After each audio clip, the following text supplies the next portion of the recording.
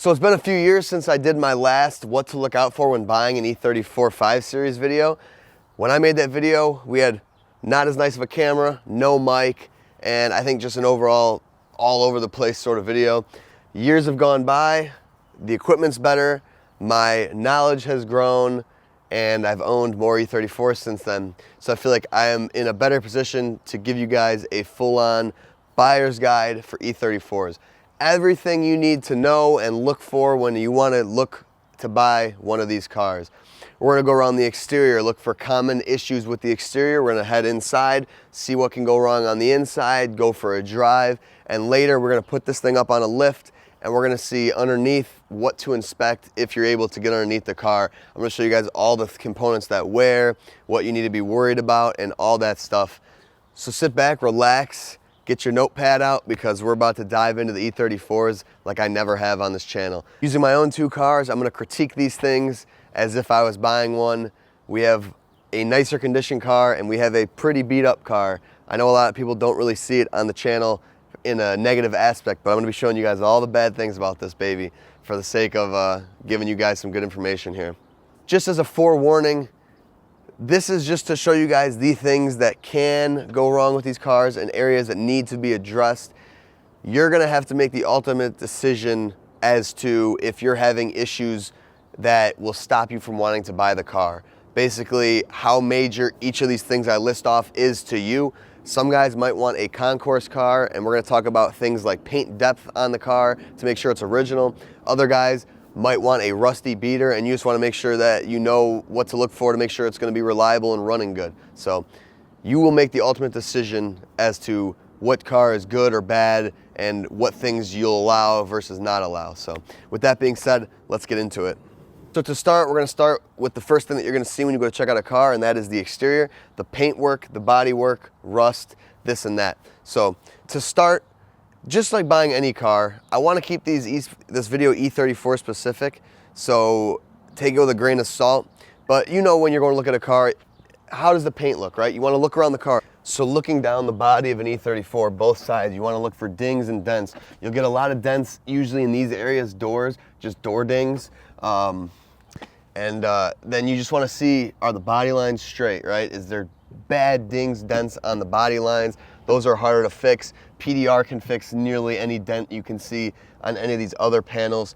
How is the paint, right? So this car, the paint is fading all off of it. This car has had a poor respray and the paint is just falling off the panels. It's fading. I've had the hood and the fender repainted with different paint. So you want to look at the car and see, hey, does the paint match, right? Like this car has an obvious paint match difference, and that's how you know there's been paint work done. We're gonna grab the gauge in a second and I'll show you that. But general front bumper, do you have cracks in your bumper? Do you have cracks in your front rear bumper? Does it have all the components it's supposed to have, right? Does it have 4 headlights? Is it missing corner lights? Does it have the fog lights? Very common. Will you have missing fog lights? They fall out of these cars so easily. Then you have the lower bumper trim pieces. Those like to go missing. You want to check out those. You have faded front grills versus non-faded. Mirrors, how are your mirrors? You see what I mean right here when it comes to paint. Like this car is all sorts of paint work, but so I can't say if this is how stock paint will kind of fade. I don't think it is, but you could just see how we got fading all along there. Do you have your front and your rear windshield trims? Those are super expensive and not fun to need. So make sure the car has those. A lot of times they will be missing the front windshield because they'll fly off, but you want to check that out. Coming around the back, cracked taillights. I forgot to mention cracked headlights. Rear bumper condition. Is your muffler hanging down too low? You want to check things like that out. That's basically the run-of-the-mill body paint checks, right? Are you happy with the paint? Are you happy with how it looks? Rust is a more important thing. I'll show you areas of the car that will rust. But first, let's check out what does paint look like, original versus respray. Okay, so what I have here is called a paint depth meter, and these are fairly cheap on Amazon if you get a decent one. Now this is for those guys that really care about original paint or not. So you may not care, you may want to use this, you may not. This is an all original paint E34, no resprays. Calypso has been resprayed probably 10 times. So BMW paint from the factory, 4.34 mils. Now this is gonna be different everywhere you look. Fender is 5.3. Let's see what this fender is. 3.7. The roof, 4.5. Door, 5.4. Rear door, 4.8. Rear quarter, 4.5. Trunk, 5.08. So stock paint is usually 3 to, let's say, 6 mils deep. That's how you know it's within a stock range. Now, when you get a repaint, a car has thicker paint on it just because factory has the best paint jobs. Any respray, especially if they don't sand it down to bare metal, which typically they won't, then you might have Bondo, you might have, you know, all sorts of things.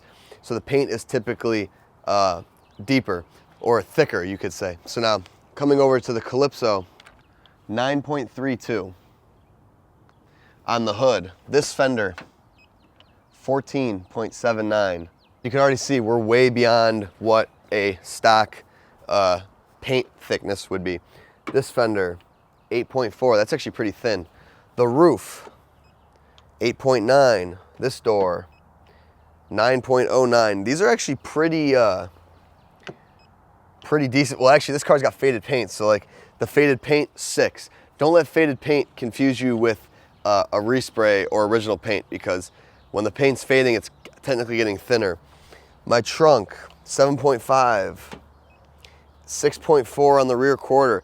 These are actually really good numbers, but again, on a car that's fading out pretty badly. So 7. Typically, and I've seen cars with a lot of body work, they'll go up into 20s, 15, 30, which if it's really bad. The lower the number, if it's not stock paint, the better. In most cases, typically, if there's more than like 12 mils, then you have major Bondo or just a really poor paint job. So that is how you use a paint depth meter. This is more of an advanced thing that I just recently started doing, especially when you're looking for like collector grade cars. Run-of-the-mill driver's cars, you don't need something like this, but I just want to show you guys in case you want to use one of those. So another thing to look out for on E34s, which is rather common, is front end accidents. Now Carfax will usually tell you this, but if you don't have access to Carfax or you want to just do some sleuthing yourself, a good way to tell is looking at all the way the body lines match up. This can fool you though, because we'll see with the Calypso, that's been in a total loss front accident and I have pulled it straight with a tree and my body lines are pretty good. But where you really want to look is fender to hood and then fender to this front grille piece, especially the front grille piece, because this, you can see on here, is a very tight gap. This is a no accident car. Hood is actually, the alignment's a little bit off, but I did an engine swap and I think that's just a matter of how I reinstalled the hood. But those are big kind of telltale signs, these corners, how they look. You want them to look pretty straight. We're gonna go over to the Calypso and we're gonna see what that looks like. You can see on the Calypso, hood gap right here, I can fit my finger in it. This is way off. The fender right here is cracked up from the accident and that doesn't really line up that good. You can see there's kind of a thick gap right there versus the other side. Now this is, funny enough, the side that actually had the incident, and I guess it doesn't line up as good as I once remember it lining up, but you can see that overall this gap is in the correct shape, but the gap's a little bit wider. And I mean, that's just kind of comes down to clips. I reused a lot of stuff, so they could be in an accident and actually line up pretty good, but the hood's not perfect here. So that's just something to look for right there. Front bumper alignment, rear bumper alignment sometimes tells you things, but none of those are really definitive. I'm just kind of giving you guys more things to kind of look at here. Same thing can go for the trunk area. You know, if a car's in a rear accident, like quarters are damaged, it's usually pretty evident, but again, you want to make sure your trunk closes and your trunk lines up with all the body lines. And then if you really want to get in there and look, this is typically a good thing to look at on most cars. E34s are a little bit different than like other cars and how they have rear designs, but when you look at these points in the trunk, if it's in a rear end accident, typically things will be bent up, out of place. Again, E34s have the bumper shocks, which can hide a pretty decent rear accident, but with most cars, it's pretty good to look in this area. But on these cars, if you can, I don't know if the seller is going to want you to dig around in the trunk of their car like this, but if you can get the liner out rather easily, if you look here on the inner quarters, taillights, if this is in an accident, these will be all goofed up and it'll be very obvious. This is a non-accident rear car and it all looks pretty solid. And now let's talk about the big one. rust. This is the #1 thing that will condemn an E34 for me. A lot of things are fixable, a lot of things can be overlooked, but rust is a big one. And you already know what is gonna be at the top of this list in terms of rusty areas, and that is our lower doors. But I'm gonna run you guys through all the areas I've seen rust on E34, and we're gonna kind of go from there. If you're coming around here, inside the gas door, this area loves the rust because there's a seam right here, collects water. This will rust pretty good.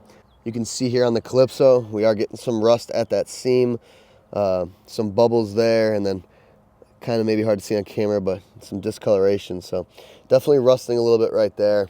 Like most old BMWs, and honestly kind of uncommon on E34s, you can get rust right here in the rear quarter. This is just because the rear tire will kick up dirt, mud, water, whatever, and it'll pool up right here, and then you'll get rust bubbles in these quarter areas. So you want to look really closely here, look closely at your rear arches, because those areas are possible to rust if they've been rubbing, if the car was lowered and stuff like that. Body damaged cars that have Bondo will typically rust anywhere. So if you've had quarter repairs, there could be rust any which way. For the trunk, the most common area for rust is going to be the lip above the plate right here. This area on the E34 trunks loves to rust by the plate lights. These hold in moisture and water. So you want to check out right here, make sure there's no rust right there. This is possible to rust if it holds water. The bottom edge, this area can possibly get some rust. I don't think I've ever really seen it on E34. The lower trunk sill, I know E36s will rust out there, but typically this area is pretty true on E34s, but you want to look in here, basically your sill area, see if there's any rust along the trunk. And now on to the big one, and as I said, that is your lower doors. So E34s have two types of lower door trim. You have the M-Tech trim or the 95 door trim, typically on M5s, 95s, I think maybe 94s, kind of depends, but that's the painted, thicker door trim. And then you have the early model door trim, which is the black rubber, like my blue car has. So the M-Tech and the bigger trims, like is on the Calypso, are notorious for rusting a lot worse than the earlier cars because they're thicker. They have like metal framing in them that in of itself can rust, and it's just a nightmare. These trap all the water in the car right here. So now from the exterior of the car, they may look good, but where you really want to look is on the inside, and I'll show you that in a second. So you could see the way all these work. Early signs is this trim will start to kind of misshape. It'll bend a little bit, and that's the rusty metal weakening, and it misshapens, and then you get rust that runs down your door sills.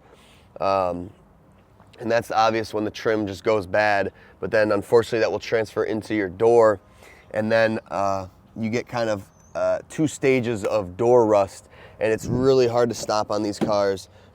My Calypso here is kind of suffering, so it might look good from the outer side or it might not, but let's see when you get inside is where you really want to look. So you want to look here on every single door because every door might be different. You can see this door on the Calypso, not bad here. We got some rust right here, but when you really start to look kind of where the seals hide it, all along the door, it gets pretty bad. So you want to look along this entire bottom edge because once that starts rusting, your doors are on their way out, unfortunately.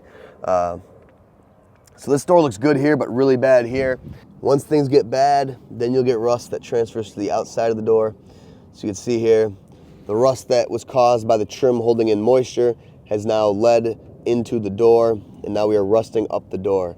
So you'll have 2 phases. You'll have rust-free, then you'll have trim starting to warp, and this trim's been replaced, but the doors weren't. So that's why the trim looks better than the door.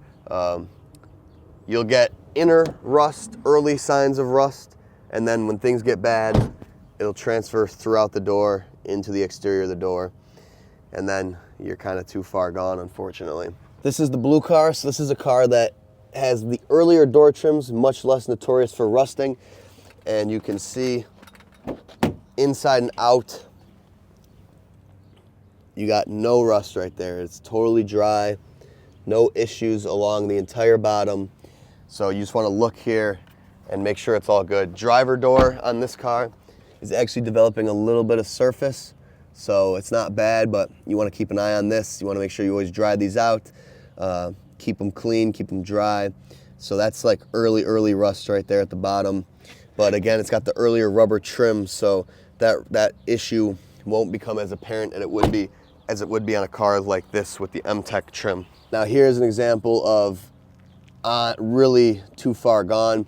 You can see how the trim is kind of bowing down right there, as well as there. You see how it's no longer aligned. That is because the trim itself is getting so bad and so rusty that it's starting to fall off the door. It's basically broken. You can see kind of what I mean by how the trim operates right here. It just starts deteriorating and then rusting into the door, and then things get really bad. So you can see right there, rusty trim, rusty door. So yeah, the Calypso's getting kind of bad, I will say. It breaks my heart, but yeah, I mean, you just gotta really keep an eye on these cars. Doesn't matter what, like that's pretty bad right there. Early trim, late trim, look at all 4 doors, because those will leave you very disappointed if you don't look inside. Because again, you might say, hey, they look good on the outside, but on the inside, they may not. Another area that will rust out on E34s, especially in the Midwest, is your lower fenders. Now, on early cars, you can see them. On later cars or with cars with M-Tech, you can't because your side skirts cover them. So this car has the skirts, as you can see. This car does not. So if you have rusty rockers, early cars will show you. Later cars will not, because you'll have skirts on and you'll have to get underneath the car to see. But down here on the fender, this will all rust out. This part right here is usually gone on Midwest cars. So this car looks really good. If we got under here on this car, you can see the bolt holes for the plastic, but you can't see the actual fender. I bet it looks pretty bad on that car, to be honest. But that's a notorious area for rust. So that's pretty much it for rusty areas. You know, lower doors, lower rockers, fenders, trunk, gas door. Otherwise, you know, rust on any other panels is typically tells you there was a repair performed. So I think we covered rust. Another big thing on these cars is the trim here that runs along the mid part of the door. These will also rust out. I think there's some metal in them, and a lot of times they'll be missing, fall off. These are pretty expensive if you get genuine. You can get aftermarket on eBay that, from what I've seen, appear to fit pretty well. But then these have their own special clips. They're kind of a pain. But, you know, you want to see if your trim is missing. Rear door handles, if they're like this and have no gasket, then that's why it moves like this. Or you could get brand new gaskets. They're pretty cheap, but that's something to look at if they're all cracked up. Not really a big deal, but, you know, nonetheless. And then one more thing you can check from the outside of the car is the central locking. Both these cars conveniently work well. Most cars don't, but put the key in, boom. So you have, oh, hold on, single lock and double lock, unlock, and then, you know, do all the doors sync with it. Sometimes not all the doors will work, only the driver door.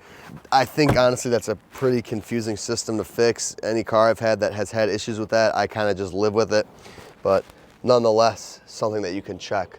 Now we step into the inside of the cars and things to look for when you're looking throughout the interior. So again, just like any car, you're gonna look at the general things, right? Are the seat conditions good for you? Do you like how the seats look? Is the carpet in good shape? Front seats, rear seats? How does the headliner look? Headliner on these cars is notorious at this age for kind of falling apart. Pillars, this car is all redone. The dashes on E34s, they don't crack like E30s, so looking for a crack-free dash doesn't really, is pretty easy to find. One thing you want to check on E34s if you can is both the front seats, all their electronic controls. So E34 front seats are notorious for seat twist, which is typical of the recline feature, but it's also possible in the other features. And when you're using the seat, what you'll see is only one side will go up or one side will go down. It's very obvious if it's happening. If you literally just use all the seat functions, you'll know very quickly. You know, it can't happen to front or back. It only happens to the raise feature or the recline. It's not a hard fix. There's great videos on YouTube, so it's not really a deal breaker, but just be known that there is that issue. Then also, people might not know because it rarely works, E34s actually have electric rear headrests. So the rear headrest will go up and down, and that's the recline button, and you just push it up or down on the seat. And this is, again, notorious for needing repair. The cables stretch and they no longer work. like they stopped working on my driver's seat. It's basically a novelty at this point. Like, who really cares? You have your seat armrest adjusters on my Calypso. They're broken and they just rotate. See if those are working. Big one you want to check, do all your windows work?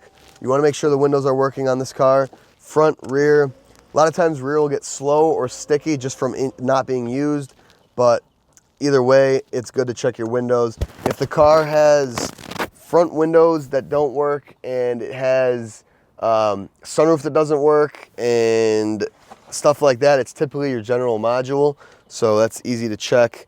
But otherwise, if it's a manual, you want to go through your shifter linkage. Linkage should feel pretty tight. Most of these will probably need a rebuild by now. Hazard switch. Another big one on E34s is the door cards. So any old BMW will have door cards that like to kind of fall off. They might have broken clips and stuff like that. Not a big deal, but early door cards are notorious for delaminating, just poorly built. You can see delamination here, delamination in the rear as well. Now, the fix for this is unknown because like this rear is way off. Like, these are pretty bad. I really don't know if there's much you can do there. Now, the upgrade would be the 95 door panels, which 95s had just better leather door panels instead of vinyl, you can see. So these have a better insert. These rarely delaminate. They are much better. Extended leather door handles, much better looking. You could see early model, late model, and these were retrofitted in the E34. This is still an early model car, so don't let that fool you.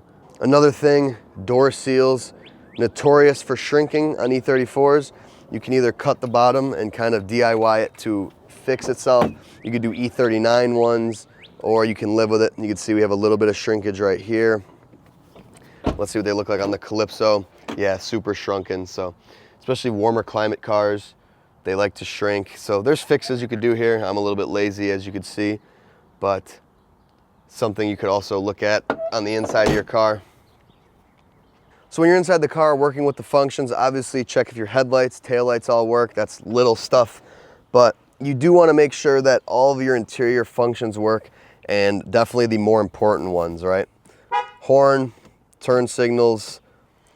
You want to take a look at your clusters. So the clusters on these cars like to tweak out in cold weather. I know on the Calypso they do. Like cold starts, nothing will work. It'll come back when it's warm. You could have lower LCD lights that are out, lights there that are out.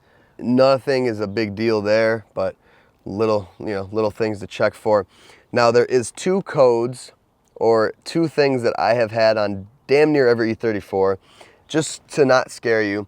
Trans program, that's if you do a manual swap and the fix doesn't work, ignore that. But on this E34, you can see we have SRS light. Well, all the lights on, but you'll see the SRS light will stay on and blink. That is just so typical of E34s. I'm not quite sure how you can fix that unless you have the legitimate SRS kind of machine. So you're gonna have to kind of get used to just living with it unless you find the rare E34 that doesn't have an SRS light. And then the other absolute infamous E34 air code, you just missed it there. Ignore the coolant level, washer level. This car has tons of things, but okay, this car has way more than I thought it did, but let's go through the whole check here. This one right here, so typical of so many E34s. It's not something that should freak you out. Brake light circuit comes up on just all of them, and what that comes down to is the brake pedal switch down there. Typically, more than likely, it's just the switch needs to be replaced or cleaned. I think there's DIYs on the internet. I live with it because I'm just such a horrible E34 owner, but brake light circuit and SRS light, good luck. The car probably has those codes, but I don't think either of them should scare you away from the car. Both relatively simple. Well, brake light circuit I think is a relatively simple fix. That one, like I said, good luck. I'm not sure what you're gonna do there. Also to check would be basically the function of all this stuff. Does your radio work? Turn the radio on, check out the speakers. They're probably garbage, but nonetheless, something you could check there. Stock radios usually are fried by now. Good chance it doesn't work and you're gonna have to install an aftermarket one. Not too difficult. You want to see if your OBC is working. A lot of times these the bulbs go bad. So typically if you don't see a screen here, you might think it's the whole unit's junk, but it's really just the 3 bulbs, which I believe you could buy. But check if that's working. And then this one is pretty important. You want to check your fan speeds. So blower motor fires are notorious in E34s. You want to ask the seller of the car, hey, have you done the blower motor resistor? Have you done the cabin air filter? 2 things that you're probably not going to get in there and check while you're looking at the car. Also 2 things that are cheap and easy. So if you buy the car, just do them to begin with, do them regardless. But something that can pinpoint you towards if the resistor is already having issues would be to see if it works on all the fan speeds. So 1, 2, 3, and 4. So now the resistor is responsible for 1, 2, and 3. Basically it has 3 channels, and whichever one you select will decide which channel you go through on the resistor. So channels 3 and 2 are thicker than channel 1. 1 is the thinnest one. So 1, I believe, is typically the first to go. 4th means the resistor is not in effect. You get full blower motor speed. So 4th typically always works. So now if you have just only 4, then that means your resistor is garbage. Replace it. Now if you have nothing, then your fan is bad. So replace that. That's, you know, a wear item, kind of a pain to do, but you might just have to do it anyway. So definitely want to check on your fan speeds. Then you can check your switches. If you care about AC, ask them if the AC is working. Otherwise, dome lights, do the dome lights work? Check out your rear deck. You can see this one's the fabric's a little bit loose, not the end of the world. Do you have both your rear door ashtrays? Check those. We're missing a seatbelt bracket there. That's interesting. Another thing that always breaks is these rear seatbelt plastics. So you want to check out those. Those are actually pretty expensive and hard to find. I don't even think they're still available, but those are more times than not broken. That's another thing to look at on the interior of an E34. And on the dash, so early cars don't have an airbag right here. I think the airbag was debuted in '94, but the center vent here will warp. So you can see this one's just starting to warp a little bit right there. Classic. And if it has an airbag, there's likely that the airbag cover is warping as well. Nothing you can really do there. It's just something that happens with age. So I'm going to use this car, and I've been using this car for most of these things because it's easier to kind of look at the parts on a closer to stock car. So now this is an S52 swap, but the premise is the same.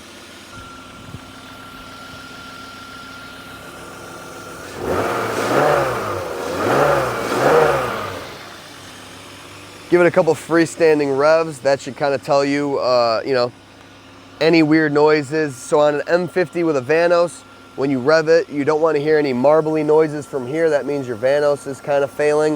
You want to look around, valve cover gasket leaks. And again, I'm basing this off a 24 valve engine, but M30s, M60s, same sort of stuff. You want to look around the engine and just do general checks, right? Obviously, it's important that the engine sounds good. Any engine in any E34 is a very durable, very good engine. M60s, M30s, M20s, M50s, whatever I didn't say. S38s are another beast, and that's gonna have to be a different video when I get my hands on an M5. But generally, same thing, no weird noises, but there's a lot more that goes into an M5 specifically that I'm not necessarily gonna discuss in this video, just because I don't have enough familiarity with them. Sometimes M50s have lifter tick on startup, even this car has it. It should go away very quickly. If you hear noise that's kind of coming from the top end, it's typically tired lifters, lifter tick that either lack of use causes or just age. If you put thicker oil, like 10W40 high mileage is what I run in all of my cars that's not an M motor, that should help quiet things down, or just simply driving the car. Coolant leaks, you want to check the coolant level. You always want to check the oil level, obviously, and then make sure the heat's working in the car. Now this is a very E34 specific thing. So this right here is your heater valves. This controls basically the heat into the cabin of the car. Now you're gonna have to probably go for a drive and get the car up to full temp before you're gonna know this. And this may even be something that you don't check with the seller because it takes too much time, but you want the heat on the car. You wanna set it to, you know, full heat. First, you wanna make sure you have heat. You probably do, but then a big one, and it's gonna take a test drive to figure this out. Those heater valves are responsible, and that aux water pump, actually more so the aux water pump. When you're driving the E34, if you have good heat, then good as it should be. If when you stop and are idling the car, if your heat fades away, and that's assuming you're at full heat, if your heat gets worse, typically it's your aux water pump is not working, and that's not a big deal. And the heater valves can be rebuilt. You might need to replace the aux water pump. It's expensive, but it's not a big deal in terms of general function of the car, except for the fact that if it's wintertime and you're stopped at red lights, your cabin might get a little bit cold, just because with that pump not working, coolant's not getting circulated properly. And something with the heater valves, I don't understand how the system works completely, but I've had that in that car. If you have cold heat, let's say when you're not driving, but warm heat when you're driving, then it's typically the aux water pump and the heater valves that are right there. E34s, unlike the older cars, you can get front-facing heat, dash heat, and foot heat. So, you know, if these are cold, it's always the heater valves, but they should all be able to get heat. I know some cars never had like actual heat that would come through the front vents, but as long as you have your dial adjusted, and mine's a little wonky on this car, but as long as that dial's adjusted, you should be able to get heat out of all your vents. And like I said, when you're running the car, you want to flip on AC. AC, you should be able to hear it clutch on, and then obviously feel if it's cold. If it's not cold and you want to see if it's a simple fix, you want to look down there at your AC clutch, and it should be spinning. You should be able to spin the front part by hand. That's your clutch. If it's locked up, then you have a bad compressor. But again, we're on an M50 car or an S52 car, but general things are the same here, right? You want to look at your intake boot. Notorious for ripping, especially on the older M20 and M30s. Check that out. Vacuum hoses right here. This is a notorious vacuum leak on E34s. The booster check valve, there's a little nipple at the bottom that breaks off. You can see I have a cap on it. I feel like it came like that from factory. It's crazy, but totally vacuum leak always right there. You want to check your coolant hoses, make sure there's no coolant leaks on any of the engines. You can spin the clutch fan, and it's probably not going to tell you anything. You won't really know unless the car is overheating. I filmed the driving video before I got into this, but that's the one thing I forgot to mention while driving. If you overheat while idling, but not while driving, then it's typically your clutch fan. But in any sense, you want to run the car long enough to get it up to temp, because you need to know if it's going to overheat or not, you know? The most important thing on any E34 engine, doesn't matter which car, is the cooling system. These engines are so durable, they're so good. The cooling system is damn near the only thing that kills them, other than lack of oil or lack of oil changes. So another big thing you could check on an E34, I forgot to mention earlier, if you're looking for accidents, the core support. So if the car was in a front end accident and the core support had to be replaced, which they are easily replaceable, see if it's the same color. You could see this car, glacier blue core support, and this car, black core support, because I've obviously had this car in an accident. So that tells you right there, core support should match exterior color. So if it's not, then you have had a replaced front core support. Your exterior color is right here. Again, your strut towers and inner engine bay should be matching your exterior color. So glacier blue, this is your tag right here. I literally just looked at a car not too long ago that was all Calypso on the outside, and then this was black, and it said Schwartz right here. So that's how you know the car was repainted. So that's another easy kind of way to see if the car was resprayed. Another thing you can see from the engine bay that will point to accidents or things like that is the VIN tags that should be on your fenders. So the VIN tag should obviously match the VIN on your car. If it doesn't, your fenders have been replaced. Like you can see this one, 1688, 1688. This car, this will be probably interesting. Missing VIN tag, classic, and the missing VIN tag. So yeah, no way to tell on these ones, but typically, if it's a replacement fender, it'll have a .R sticker, or if you just see if the VIN's different, that's how you can tell there. Doors have VINs, so you can check all 4 doors for your VIN number. You can see there, another door. So 1688, that's the correct VIN for this car. Let's see what this door has on it. 8932. What's the VIN on this car? Oh, 8932. Yep, okay, so my doors are original on this car. But anyway, yeah, that's what you can see from the engine bay. Your hood also has a VIN on it. So I believe every body panel in these cars has a VIN on it. You can see right there, at least in US. Europe is different. And again, a lot of this stuff may be different in Europe. I'm going over US based models, but yeah, so you got your VIN sticker there to check. But otherwise, yeah, a lot of the engine stuff comes down to kind of just basic, you know, engine knowledge, right? Looking for leaks, listening for bad noises. Simple engines in any of these cars. Most of them don't have Vanos unless, you know, you have an M50 car with, you know, 93 and on, then you have Vanos, and that introduces a possibility for failures there.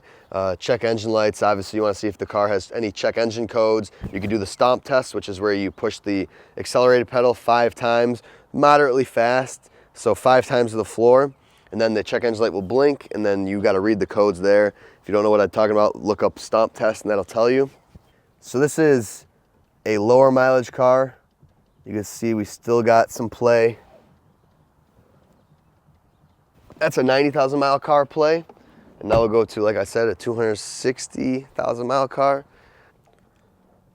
I mean, yeah, they're both pretty bad. So lower mileage, higher mileage, it's just something you got to be aware of in a E34. That steering box loves to have some play in it. So let's get underneath the E34. I get to finally show you guys aspects of this car that we've never seen together before because I've never had a lift to look from underneath. So this, I think, will be a very good part of this guide because there's a lot of things to show you. And again, it's my personal car, very flawed, many years of abuse. So you guys are going to get a glimpse into kind of my private car here and my beater, if you will. And I think that in doing so, it'll help you guys kind of see how bad, not how bad it can get because there's a lot worse, but it'll help you look at like locations that definitely can be of concern. Okay, so welcome underneath the E34. So if you're lucky enough to get a car that you want to buy, or just your own car, again, if you're inspecting for things after you buy, if you're able to get on a lift or even jack stands works for filming purposes, this is nice, but still all the same stuff. So obviously you're going to look around the engine for leaks, right? So any BMW engine, oil pan leaks, common. You have timing cover leaks, common. Valve cover leaks, which you can usually see from the bottom here easier. Typically oil leaks, you want to look as high up as you might think they're starting, right? So if, for example, your whole head is dry and you have a leaky down here, it's not your valve cover gasket. So you kind of got to go bottom to top with it, right? So coming in here, you guys can see this is a leaky engine. This is my turbo engine. It sees a lot of stress, and you can tell. So you can see the pan, the oil level sensor, looks like it's leaking a little bit right there. The pan itself is seeping. I mean, it's very easy. You guys know what oil leaks look like. Ignore that. That's my turbo drain, also leaking. I should probably address that. But oil pan leak, timing cover leak, that's notorious because usually when it leaks, people don't fix it because it is a pain in the ass to fix. Up there's your valve cover. And I mean, that pretty much covers your front engine leaks. You have a front main seal, which can also leak. That will be a lot of oil in this area, usually dripping down the front of the pan. And then you can also have your rear main leaks, which will make itself apparent right where the transmission meets the oil pan, right about here, this area. Also could be the oil pan, but you know, typically it'll be drips right where the trans casing meets the oil pan. So that would be a rear main. That's as far as you can go with basically engine leaks. Then you want to look at your transmission. So transmissions will leak from the output seal right here. You can see mine is actually leaking. They'll leak from the shift shaft seal, which is above the guibo. It's what your shifter linkage kind of goes into. So that is another point that leaks a lot. Transmissions will also leak from their input shaft seal, and that will appear as a rear main. So you have two things in one area that could leak, right? And either one is, you basically do them consequently, right? Or I don't even think that's the right word. But if you're doing the rear main, you're doing the trans seals, right? If the engine's out or the tran's out, there's no reason not to do that. You can also get some leaks from the fill or the drain plug. These ones look a little bit leaky. But that's as far as it goes for trans leaks. There's only, I think, like 4. Looking right there, that's your power steering pump, also notorious for leaking. You can see mine's leaking. So you have your hoses that come into it, 2 hoses, and they'll drip kind of looking like that. So check those. You can also get power steering leaks from the hoses down, and then that just drips down the hose. So again, top to bottom, right? You might have a leak at the bottom, but look up and see where it's coming from. It could be coming from something higher up. Your box itself, that's your steering box right there on the E34. That can leak. I've seen them leak from the back, kind of, I guess you would say, the input shaft. This one actually is not leaking. This box is actually in pretty good shape. That's your steering knuckle right there. That is a wear item, but not really. That could cause some of your steering, your play. So if we get in here, oh my God. You can just see all the play we have. But honestly, that's not even from the box. That's all within from here to the wheel. So I might have to, there is a big nut that meets halfway in the column. Mine might be loose. So that's something you could check if you want to take off your kick panel, see if that's loose. But otherwise, yeah, that's all those components right there. So then, this car has obviously turbo. So, exhaust stuff looks different. Exhaust leaks will appear black, but you can usually hear those. Next up, you want to check your suspension components, right? So all your rubber bushings. So here is let me drop this light again. So this is your center drag link. This has ball joints. Then your tie rods also have ball joints. These were all replaced a couple years ago. So that's a good tie rod ball joint. That one's good. This is your idler arm right here. So this is notorious for play, and that'll make itself apparent, like I said, when you're driving and you whip the wheel left or right. That will be this thing kind of thudding up and down. Mine looks good on this car. Then you have lower control arm, upper control arm. This is the 55-mile-an-hour shake thing right here. So you can try to grab it by hand and move it, and you can see it moves a little bit maybe, but this has been replaced, and I would say this is in perfect condition. Ball joint right there. Lowers, same thing, check the ball joint, good. That's the bushing part right there. Again, you can try to shake these two hands, see if they move. Neither of mine move, so these are good. I've seen these really bad. You can move them by hand, and it's a lot easier than you think, and it makes itself kind of apparent. Or you can see if this bushing itself is ripped, but that's what a good one looks like. You also have your sway bar bushings right here and here. These are actually pretty cracked up on this car, so that's a cracked one. This video is helping me learn things on my own car. You always want to check your control arms left to right. Just because one side was done doesn't mean the other. Mine are all looking tight. Oh, sway bar end links, so that's right here. So that's your ball joint, and up there, ball joint on the end link. Sway bar end links will typically make themselves known when you're driving like low speeds, parking lots, uneven ground, they'll clunk. That's typically a sway bar end link. Then you also have your motor mounts. So I have aftermarket solid motor mounts, but the rubber ones will make themselves very apparent if they're bad. And I mean like very apparent. So just look at those. This is your very important engine ground. This part right here usually is frayed, ripped up. You need to replace that. If you don't, you might have issues with the car, the electronics, starting, this and that. So always want to give that a look. While you're down here, you can get a pretty good look if your radiator or your lower coolant hose is leaking. So you can see mine are all good. No leaks right there. This is the center kind of support. That might have some rust on it, but not a typical rust point. Oh, I forgot for oil leaks, your timing chain tensioner right there. There's an O-ring on that. That allows itself to leak. So you got to check that out. And otherwise, you can see a little bit under your manifold, but not too much. So I think that's kind of covering engine leaks and front suspension components. So also on the trans, you have your trans mounts. Again, mine are solid, but you got to check those if they're rubber. A lot of times they'll completely shear. They're pretty apparent if they're bad, if you can get all the way in here. I have a full custom exhaust, but your stock exhaust, your cats will be right here. See if it's still got cats. We went over the leaky transmission. Then you want to check out your guibo. So right here is my guibo, and you want to look for cracks in this. So maybe you guys can see on camera, but I have a couple subtle cracks forming around my bolts now. That's how they start right there. And I'm actually pretty surprised at how well this is holding up at 600 horsepower. So that's actually pretty impressive. That's a good guibo. And then what you won't be able to see without pulling your drive shaft out or getting creative with a phone and a light. Up there is your center support bearing, which is about here.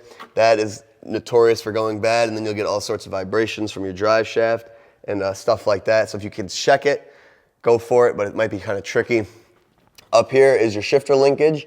So that's a bushing right there. That goes bad. Otherwise, you know, you feel this when you're driving the car or you're in the car. Down here won't tell you all that much. So that's checking that out. And now you want to get to important stuff like structural rust. And this is a big one. You guys can see, oh my goodness, how bad this car is looking. So let's grab a light here. So you're underneath the car, you're looking for rust, right? That right there is your frame rail and frame rail. That is where you should be putting jack stands and jacks. Commonly, people will do this wrong because the jack points technically from the factory are labeled as on the rockers right there. And you can see what happens when you put a jack on an old, crusty jack point. It caves it caves in your pinch welds. That is a freaking mess. That's rusting now. That is actually pretty damn brutal on this car, I have to admit. That is actually kind of scary to see. That side's pretty bad as well. So frame rails, these will rust. You can see, like if you have a metal jack on there and you take the undercoating off, that one's getting a little rusty, but otherwise these are both pretty solid. There's no rot in them, and those will less typically rot. You know, those won't really rust like the pinch welds. I mean, that's really where you want to look, and you can see that from underneath the car. Like I said, the side skirts will kind of hide that, but you don't even need to be under the car. You can look on your hands and knees. You want to look at these pinch welds because that is where the E34s rust badly.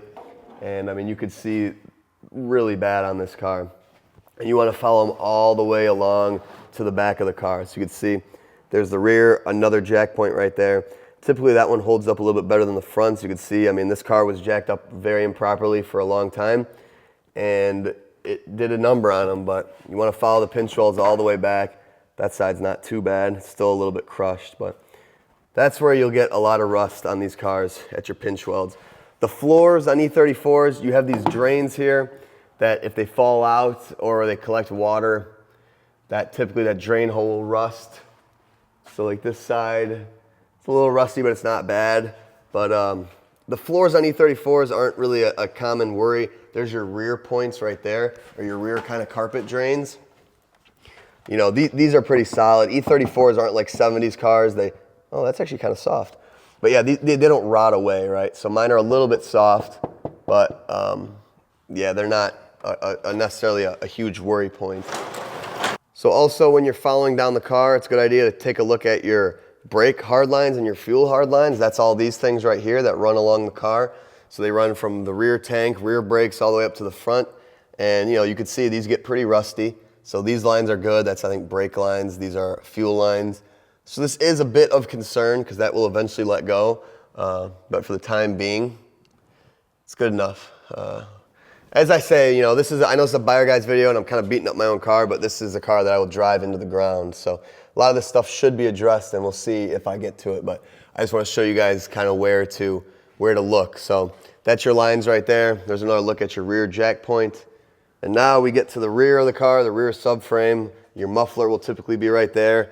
But there is your rear subframe bushings. You can see 2 on each side. Mine are yellow because I have Power Flex. Stock black rubber ones. If there's no history of them being done, you should do them, and don't put stock ones in. Put the Power Flex in. Makes your life way easier.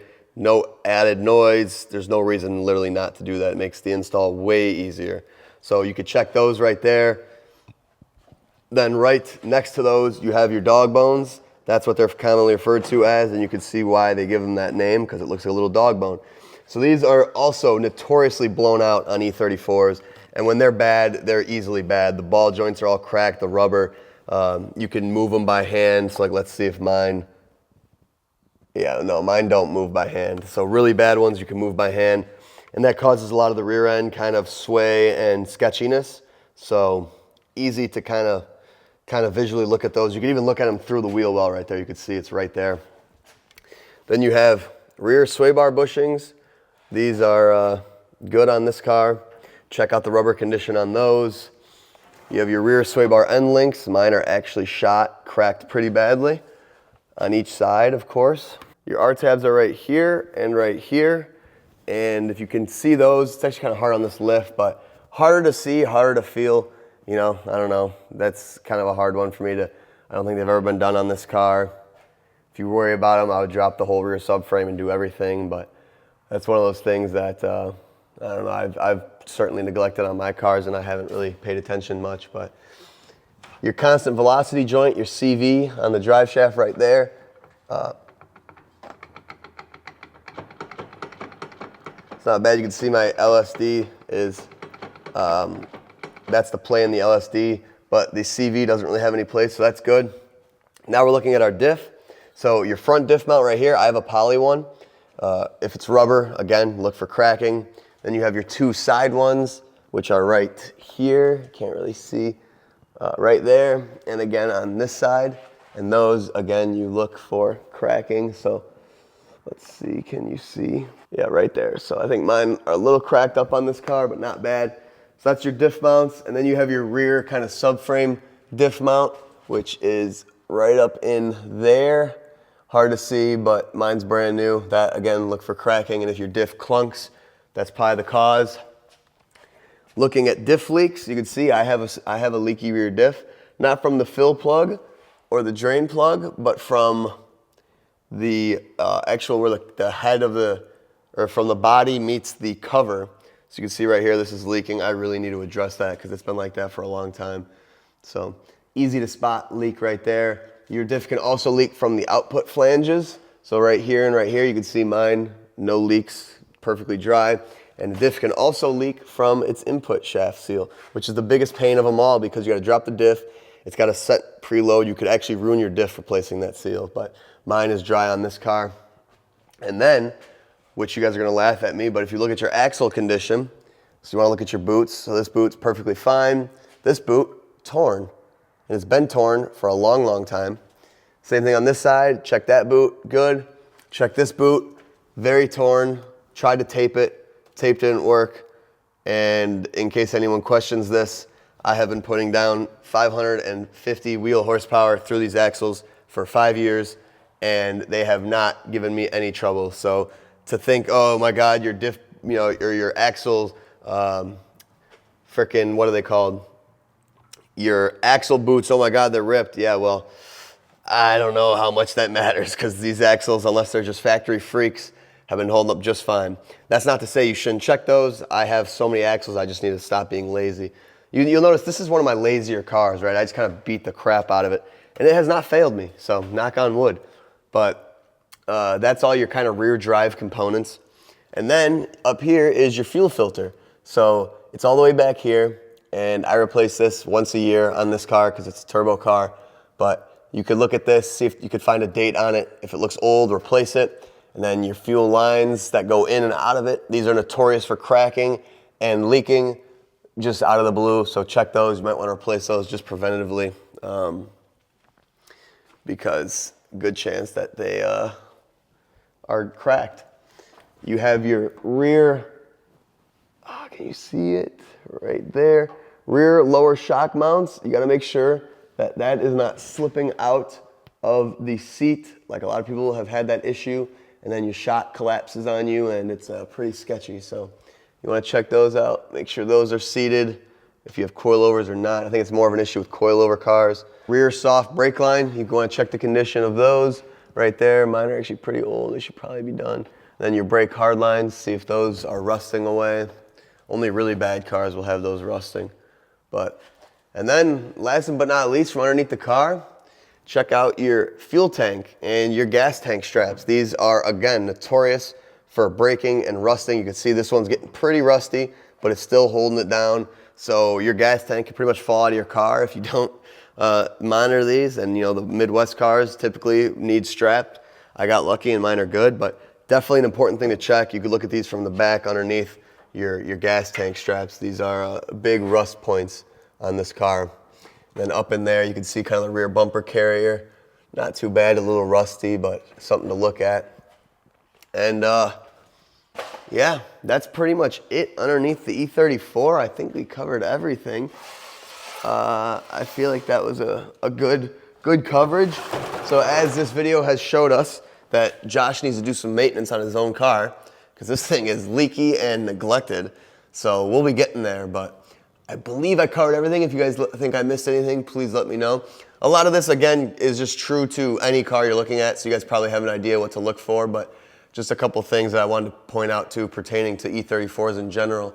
So there we have the underside. Okay, and now we're gonna get into the test drive side of things. So you're going for the test drive in the E34 you wanna buy. Here's kind of how it should feel, what to look out for and things like that. Given I'm in a very modified turbo car right now, ignore the noises and everything that's going on here because it's different than what you're gonna experience in probably a stock car. But test driving an E34 isn't rocket science. You don't have to do a ton of special things, but what I recommend is that you certainly go on a drive long enough to where the car can get up to full temperature and you can get above 60 miles an hour. Because the main thing with how E34s drive, the most apparent issue that you'll see on an E34 is coming from the front suspension. That's just the way it drives. That's what you can kind of feel the easiest, right? So to start, test driving this car is like kind of any car, right? You want to make sure it stops. You want to make sure it drives straight, right? Does it need a wicked alignment? Is it pulling? Is it all over the place? If it has good tires on it, that's good. If it has crappy tires, then it's going to drive awful. You want to make sure if it's a manual, you want to make sure it shifts through all the gears. You want to make sure every single gear you have it, and there shouldn't be any grinds, pop-outs, anything like that. Steering play, and I'll kind of show this when I'm stationary or if I already did. These are a steering box, and what you have to keep in mind on a steering box car is there's going to be some play. It's not going to be a motionless system where as soon as you turn the wheel, no matter what, it's direct, right? You will have a little bit of dead space. This car has 260,000 miles on the cluster. The body could have way more. I wouldn't be surprised if it's 300 plus. This is a tired box. Now, some people are really picky about how their steering feels and they try to adjust the box themselves. I tend to stay away from this. You can get a little bit of adjustment and tightening in the box on these cars, but the reality is you're more than likely gonna mess it up because if you tighten it too much, you're gonna crush the inner parts of the box and goodbye, you're gonna need a new steering box. So have fun replacing that. So I would not really bother with that. Obviously you want a firm clutch pedal. E34 clutches, when they're stock, I recall are pretty soft. And it's been so long, I've gotten both my clutches are modified, but I mean, it should feel like a clutch pedal, right? Steering, it should be there. It shouldn't be, it's gonna have a little bit of dead play, and you know, the higher mileage cars will have more, but when it comes down to it, I got, you know, maybe a 300,000 mile box with a ton of play. I don't let it bother me. I still enjoy the car, so I don't think it should necessarily be a deterrent. Then the most important thing that you will see from an E34, when you get up to about 50 to 60 miles an hour, do you feel front shimmy? Do you feel a 55 mile an hour play? This is absolutely infamous on these cars. So when your upper thrust arms, which we'll see on the lift in a little bit, how you check them, not always are they easily seen that they're bad. Also, you might not have a lift when you're looking at a car. So the best way to tell is by driving, and bad thrust arms on the front end at a very specific 55 miles an hour will begin to shake, and it'll be all on your steering wheel, and it'll just be kind of like this, and it'll feel super sketchy, but it's, you know, not the end of the world. It's two upper thrust arms. They're not overly expensive. They're not that hard to do. So if you have 55 mile an hour shake, that's pretty much your problem. Easier to see, and also factoring into front end looseness would be your lower control arms. Those ball joints are usually pretty easy to see if they're shot, and if those are shot, you could guess the bearing or the bushing is shot as well. And then you also have a steering idler link, which again, from underneath you can maybe look, But this also is easy to tell if you're not necessarily driving, but if you're stationary or driving, doing kind of a quick left to right of the steering wheel.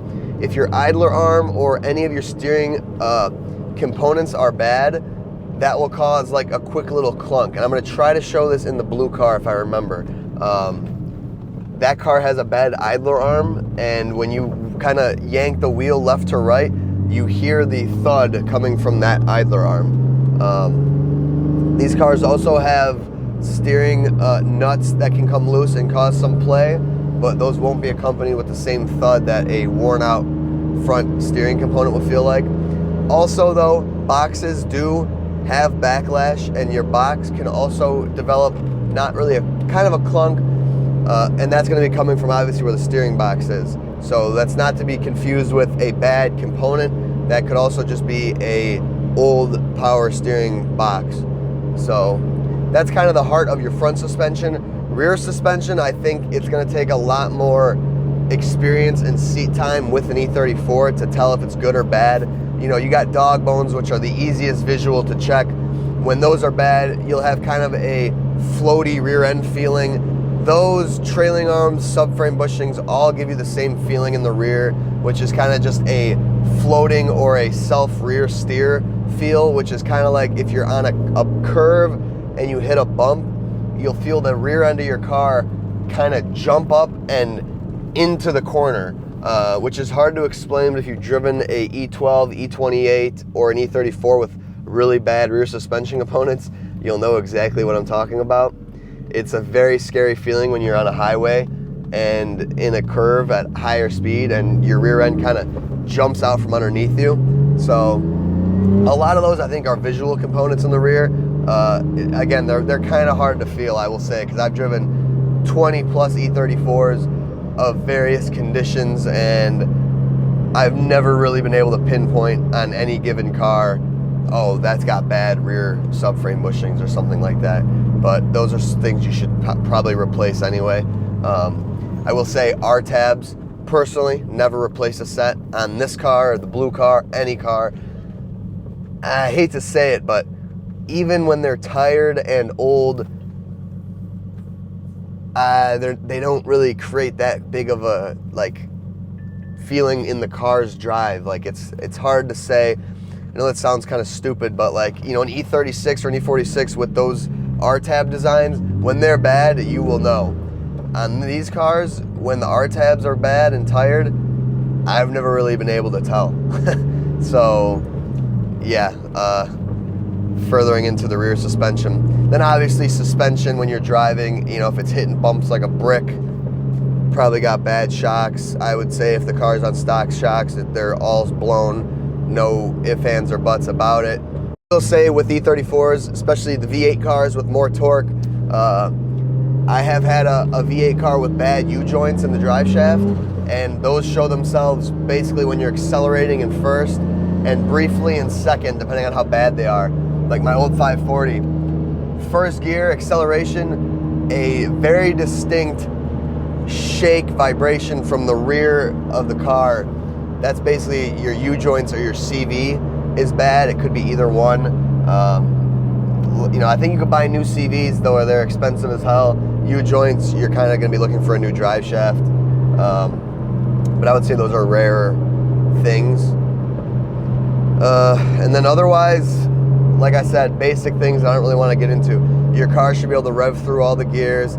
The temperature gauge should stay in the middle. You shouldn't have any overheating. I think that's kind of it in terms of driving. Like I'm on the highway right now going 70, and these should feel like really nice cars on the highway. You should be able to get these things well into speeding over the speed limit, and it should still be a very comfortable car. And I will say, don't let the front control arm bushings fool you. They will feel worse at 55 miles an hour than they will at 85 miles an hour. I know that from experience. It is something with the dynamic of the suspension. They make themselves known at 55 miles an hour. Sometimes a little bit less, sometimes a little bit more, but at that general speed, like that is where you should really drive a car and get to that speed and sit there and pay attention. So there we have it. That is our 2024 E34 buyer's guide video / inspection video. I hope this video helped. I hope it was more descriptive and informative than my last videos from prior years. I think it should be. So if there's anything I missed, please let me know. If this video helped you buy an E34, also let me know, because I love to hear stories like that. E34s at the end of the day, great cars, easy to work on, and just overall, they're pretty much tanks. There's not a whole lot you have to worry about on them. Just general checks get you most of the way there, and then hopefully a couple of the other more experienced things I've learned get you the rest of the way. So I hope you guys enjoyed this video. I hope it helped. Thank you so much for watching, and I'll see you in another episode.